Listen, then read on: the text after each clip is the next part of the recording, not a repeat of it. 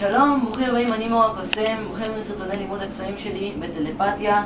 אנחנו בקסמים בטלפתיה, קסמים עם כיפוף כפיות וכל מיני דברים מגניבים. היום אני הולך ללמד אתכם עוד קסם בנבואות, ממש מגניב. אז קודם אני אראה לכם אותו, ואחר כך אני אסביר לכם אותו שלב שלב. אז בואו נתחיל. אני צריך מתנדבת. את, תגידי לי איזה פרי שאת רוצה מתוך הפירות שאת מכירה. אננס. אננס, יפה. כן. אגס. אגס, יפה. תפוח.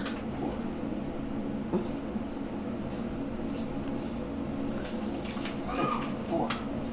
בננה. בננה? כן. בסדר. אמרת לי 4 פירות, נכון? בואי תסתכלי עכשיו. יש לי כאן, אני מקפצת את כל הפירות שאני לא אוכל לראות אותם. עכשיו בואי תראי. 4 פתקים יש פה, 4 פירות שנתנת לי, נכון? כן. עכשיו, אני אראה ואת זה תגיד להפסיק איפה שאת רוצה. זהו. פה בטוח. כן. 100%. הוצאתי פתק אחד. אני אקפצ'ר אותו שממש ממש אני לא אוכל לראות כלום. אני לא יכול לראות ככה כלום, נכון? נכון. אני אשים אותו על היד. בואי תסתכלי. את מאמינה שאני יכול לגלות מה כתוב פה מ4 אפשרויות שנתנת לי? לא. אז בואי תסתכלי. אני אתרכז רגע בפתק. תראי. אננס. בוא נראה אם אני צודק.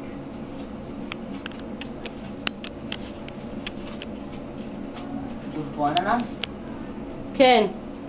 צדקתי. איך עושים את זה? אז בואו תסתכלו. אתם לוקחים 4 פתקים, אתם לוקחים גם 20 פתקים, ומה שאתם עושים, אתם אומרים למתנדב, אתם בוחרים תחום, נגיד ירקות, או פירות, או הצגות ילדים, או כל מיני דברים, ואז אתם אומרים לו שיגיד לכם מה שעולה לו בראש. נגיד, הוא אמר לכם, על ההתחלה אני מדגיש, אננס, בתחום של הפירות. אתם רושמים אננס. ואז אתם עוברים לעוד פתק, ואז נגיד אומר לכם תפוח. מה אתם רושמים? אננס. אתם הולכים לפי הראשון שהוא אמר, ואז הראשון שהוא אמר, זה מה שאתם כותבים בכל הפתקים. זאת אומרת שבכל הפתקים רשום אננס. זה אומר שאנחנו מקפצ'ים את כל הפתקים לתוך או כובע, או אתם יכולים לשים את זה בתוך שקית, ואז אתם אומרים לו, בוא תראה, אני אעצור פה, או שהוא יכול לקחת אחד מהפתקים, ואז אתם אומרים, אתם מאמין שאני יכול לגלות מה כתוב פה, מ4 אפשרויות שנתנת לי, או מכמה אפשרויות שבחרתם, ואתם אומרים לו אננס, שזה המילה הראשונה שהוא אמר.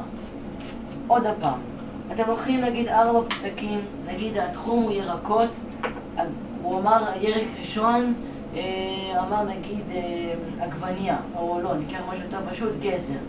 אז הוא אמר גזר, אתם רושמים בהתחלה גזר, אני רושמתי גזר, מקפצ'צ'ים אותו, ואז נגיד בפעם השנייה הוא אמר, נגיד הוא אמר מלפפון, אתם רושמים עוד הפעם, גזר.